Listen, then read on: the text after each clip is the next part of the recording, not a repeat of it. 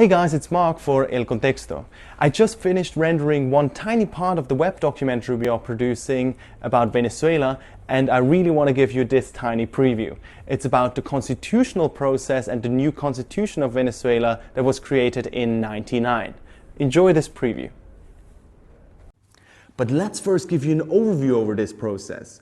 Chavez submitted a lot of what he did to popular referenda and decided on it by voting.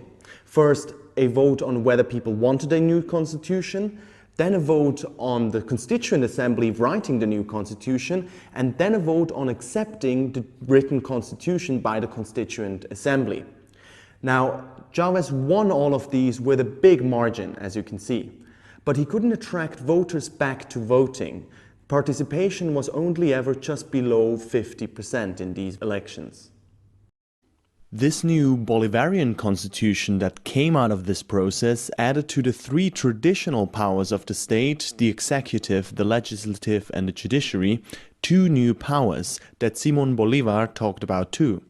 The electoral power, which is charged with overseeing elections, and the public power, which is charged with representing and defending citizens in their dealings with the other powers of the state. The bicameral Congress was converted into the unicameral National Assembly, and the power of the presidency was increased. Finally, the new constitution vastly expanded social rights for citizens, such as free healthcare, housing, free education up to tertiary level, and significant minority rights. So in summary, it is a sound social democratic constitution. Now, let's look at the politics of this. Chavez supporters mainly see in these referenda and in the election Chavez's democratic nature.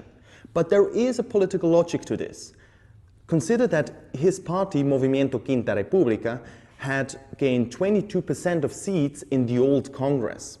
So the party didn't have so much power in parliament as Chavez, having been elected president, had with his personality and his presidency. So Chavez basically faced two options.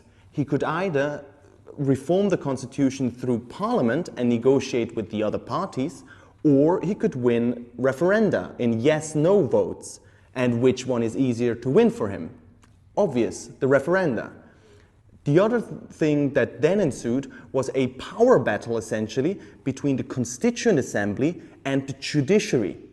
Basically, the old Supreme Court wanted that the Constituent Assembly still works according to the old Constitution, whereas the Constituent Assembly itself said that it had poder originario, that is, constitutive or original power, above and beyond the old Constitution. And now let's see how this played out. First of all, in the election of the Constituent Assembly, Chavez's coalition faced no coordinated opposition. Remember, a lot of the other parties were new.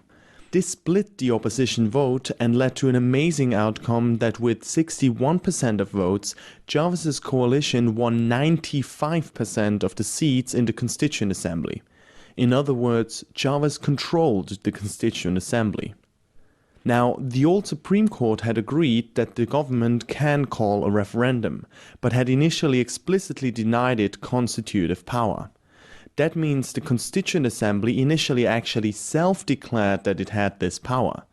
And in August, it installed a so-called Judicial Emergency Commission, firing hundreds of judges, declaring many as temporary, and naming new temporary judges to the Supreme Court.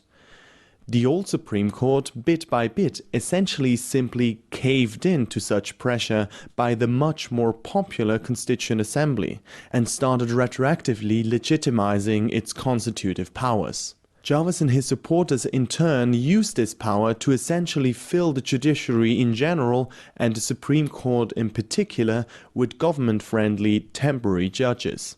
In 2000, additionally, they called for re-election of Congress, or now the National Assembly, in which Chavez's party gained a majority of seats.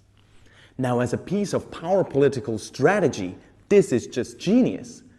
Think about it. In only 2 years, a popular president, but with only a party of 22% of seats in parliament, came to call for an election of a Constituent Assembly, then stretched the powers of this Constituent Assembly, took over the Judiciary, and then called for re-elections and gained a majority in Parliament. In less than 2 years, Chavez and his Bolivarian revolution had conquered the state. So thank you very much guys for watching this video, which will be part of Venezuela in Context. That's the web documentary we want to produce, which explains the logic behind Venezuela's problems in a very kind of fact-based way, as you've just seen.